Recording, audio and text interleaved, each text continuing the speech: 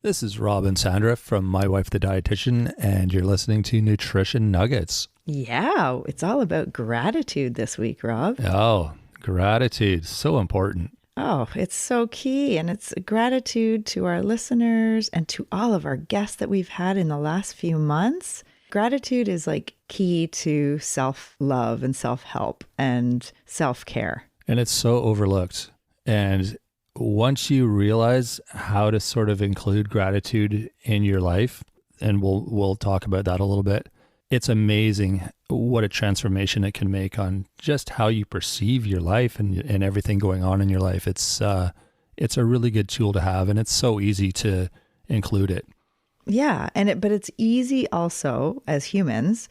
Our brains are wired to look for problems, or look for ways to solve problems and kind of negative thinking because like for survival. Yeah, in order to survive, right? We're always looking for that next thing that we might have to deal with that's going to take us down. That's right. That's right. And like just thinking of like looking at the news, it's just doom and gloom constantly. And, you know, it's hard to actually reflect.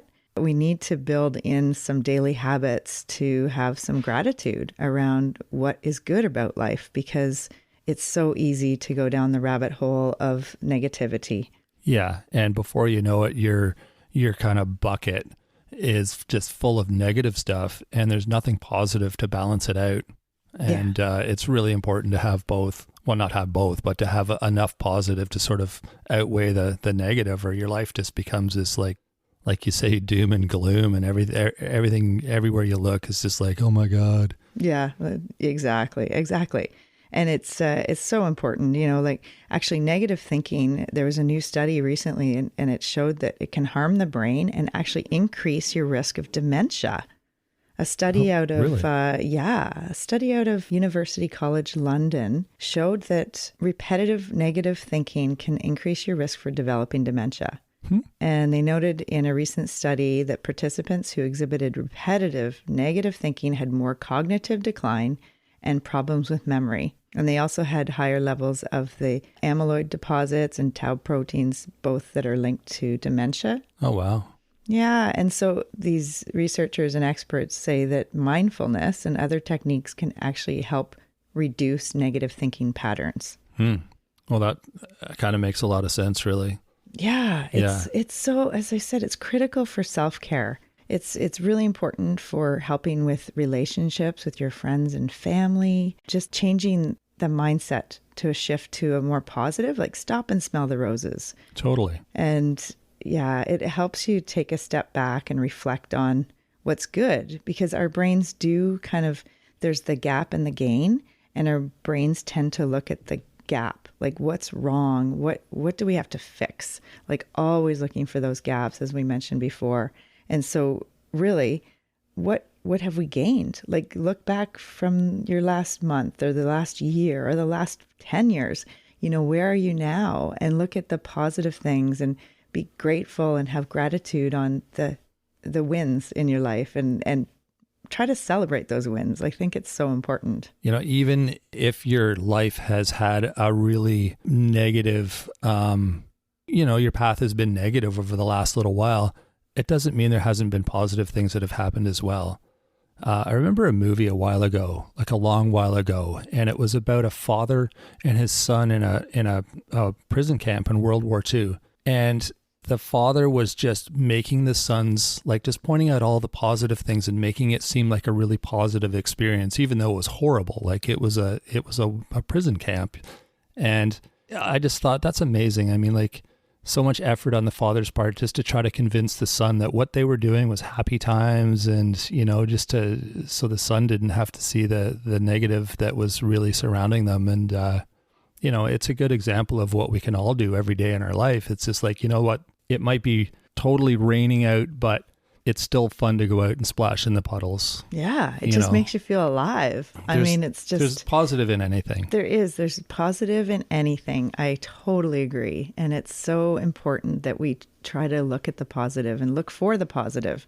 It's really key. I mean, do you want to be around someone who's like constantly negative, constantly complaining about their ailments and constantly complaining about life is dumping on me again. It's really, it's hard to be around people like that. And you don't want to be someone like that. You want to, Exactly. try to look at a positive outlook and stop and smell the roses. The word toxic is, I find it's so overused, but it is such an accurate, powerful word when you're using it in this context, because it like toxic means that it's poisonous.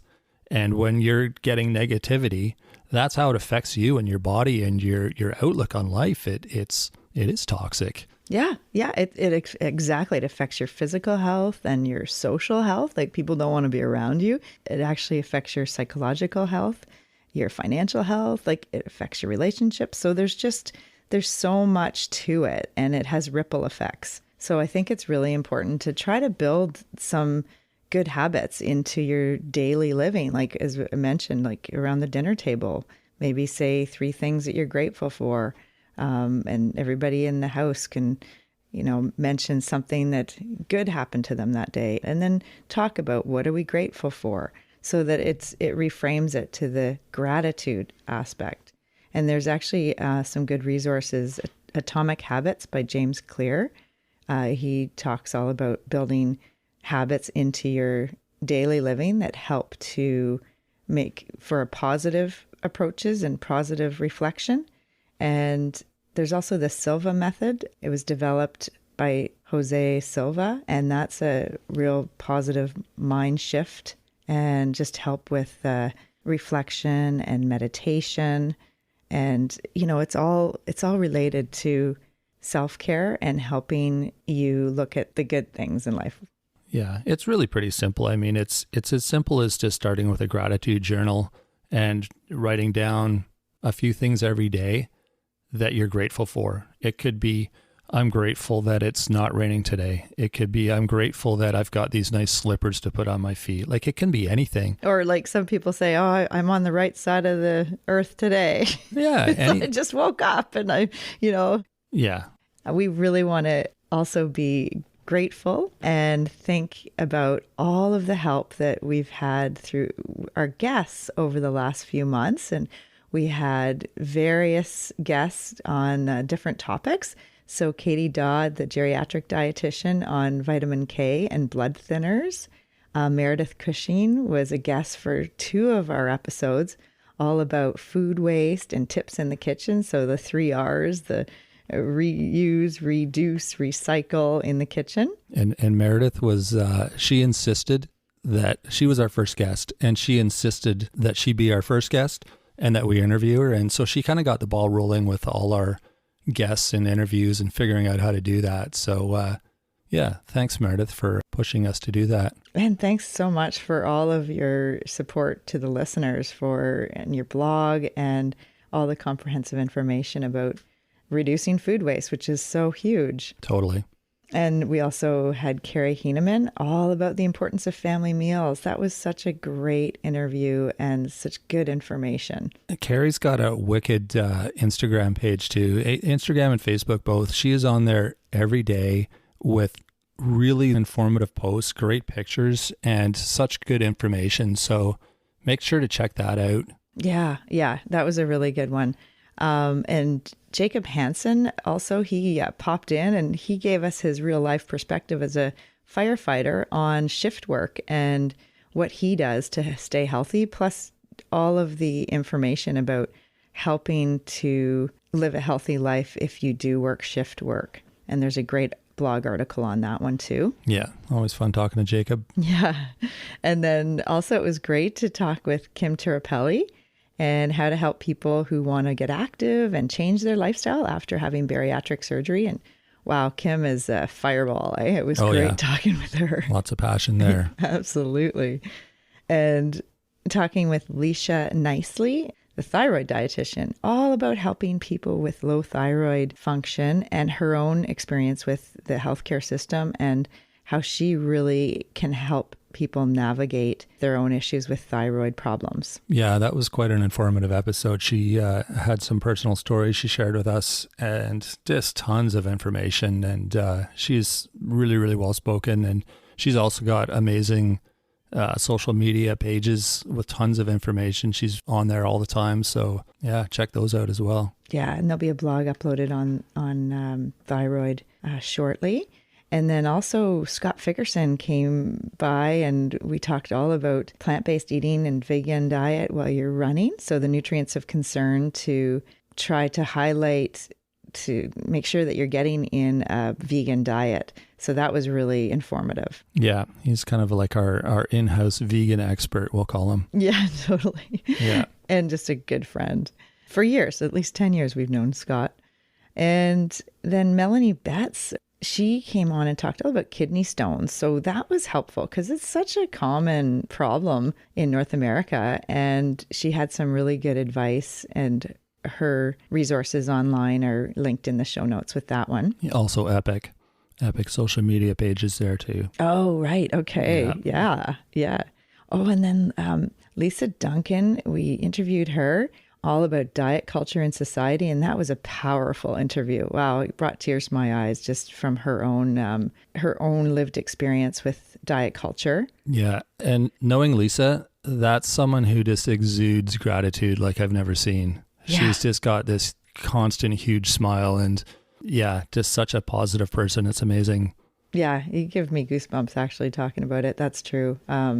Absolutely. I reflect with what you're saying and I agree with it. We'll link to her Facebook. She runs a fitness business, I guess, studio business, whatever. And her posts are just amazing, positive, just inspirational and relatable to people. Yeah, like, they're real. They're genuine and authentic. And yeah, it's really refreshing to see that kind of stuff being posted on social media. So we'll definitely link to that. We'll link to all of these in the show notes, but yeah, make sure to check out Lisa's because I mean that as far as gratitude, that's just encompasses what that word means. Yeah, absolutely. And that was the diet culture and society. And then just last week, we interviewed Sandra Teese, who did, she's passionate about intuitive eating and framing our healthcare work around intuitive eating rather than weight focused and BMI and all that. So this one will be coming up on Monday, and it's going to be a real good one to listen to. Yeah, it'll be another powerful, inspirational episode. Eye-opening. Yeah. So make sure you tune into that. That's coming up on Monday. Well, and I love that she teaches. She's an educator at UBC to the nursing students. So she's getting that message in to the next generation of healthcare workers, which I just think is so key. And she's young. Yeah, she's just fresh out of school too. Oh, yeah. So I think it's even more, she has a more powerful stance because she's kind of at that same level as students are, you know? Yeah. And I think she's got a lot. She's probably about the same age as some of her nursing students. That's what I mean. Yeah. Yeah, absolutely.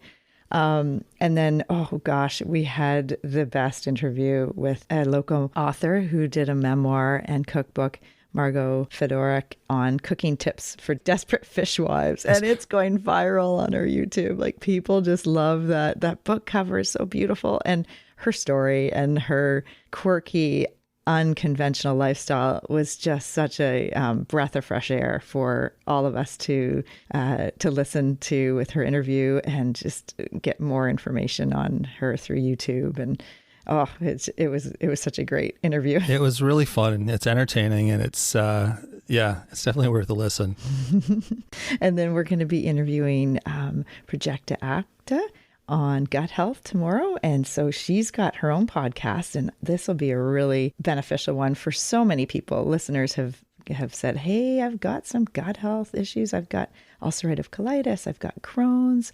I've got, the gut brain issue. I want to talk about that. So we've gotten some feedback from listeners, and I definitely think that Project is going to really give us some good information about gut health and how we can help ourselves. Yeah, I think there's so many health problems that are related to our gut. So that should answer a few questions, I would think.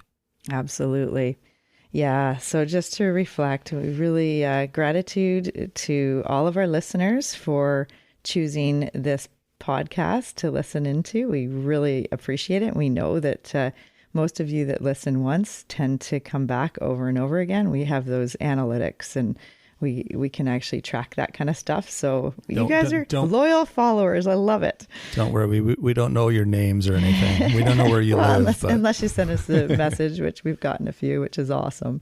And also gratitude, so much gratitude to all of our guests over the few months that we've had guests. And we will continue to offer more guest perspectives and alternative ideas from a variety of authors and specialists in various areas for our listeners.